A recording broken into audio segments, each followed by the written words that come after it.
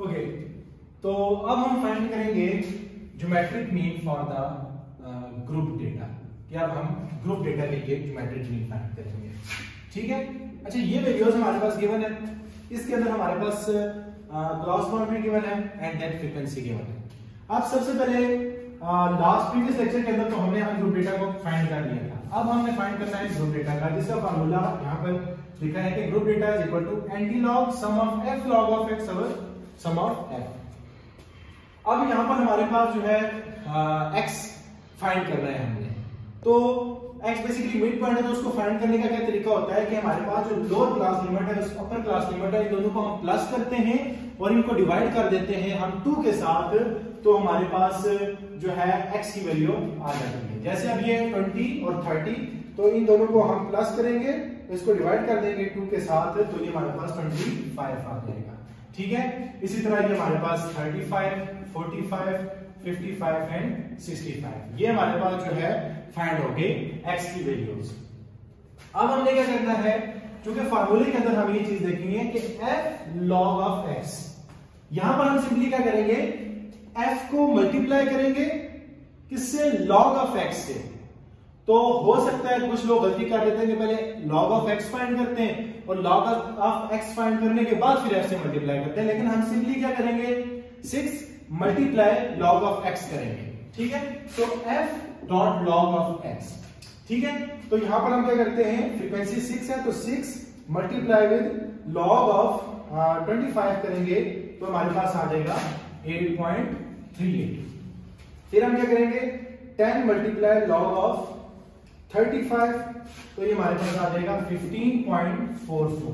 फिर हम करेंगे 14 मल्टीप्लाई log of 45, तो ये हमारे पास आ जाएगा 23.14। ठीक है, और उसके बाद हम क्या करते हैं, 8 मल्टीप्लाई log of 55, तो ये हमारे पास आ जाएगा 13.92, और फिर हम क्या करेंगे, 2 मल्टीप्लाई log of 65, तो ये हमारे पास आ जाएगा 3.62। ठीक है, तो अब हमने f dot log of x find कर दिया। अब यहां पर फॉर्मूले के अंदर देखें तो सम of f log of x, यानी कि ये जो f log of x हमने फाइंड किया है, इन सब का हम क्या कर लेंगे, सम कर लेंगे, सम log of x। तो अब हमने क्या किया जी, इनका फाइंड करना है, तो इन सब वैल्यूज को हम प्लस कर देते हैं, तो 8.38, ठीक है, प्लस 15.44 प्लस 23.14 प्लस 13.92 प्लस 3.62, तो ये हमारे पास आ जाएगी 64.5। ये हमने जो किया, इसका हमारे पास क्या वैल्यू आ जाएगी, 64.5 आ गई। ठीक है, अब हमारे पास हम इन वैल्यूज को पुट कर लेते हैं। फॉर्मूला क्या था हमारे पास कि geometric mean is equal to anti log sum of f log of x over sum of f। तो यहां पर हमने ये चीजें कर ली। अब anti log sum of f log of x की वैल्यू निकाली हमने 64.5। अब इसको हमने किससे डिवाइड करना है, सम ऑफ f। f क्या है, फ्रीक्वेंसी का सम।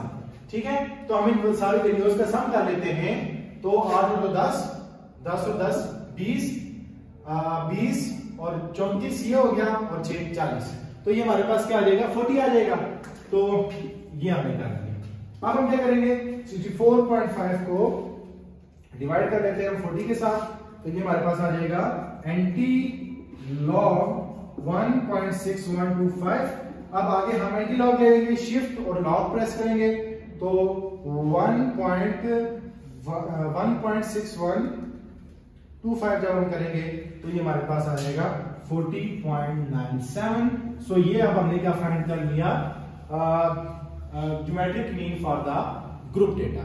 सो ये हमारे पास एक क्वेश्चन था जिसके हमने एग्जांपल के थ्रू हमने जो ग्रुप डेटा का ज्योमेट्रिक मीन है वो फाइंड करना सीख लिया। होप सो कि आपको समझ में आ गया।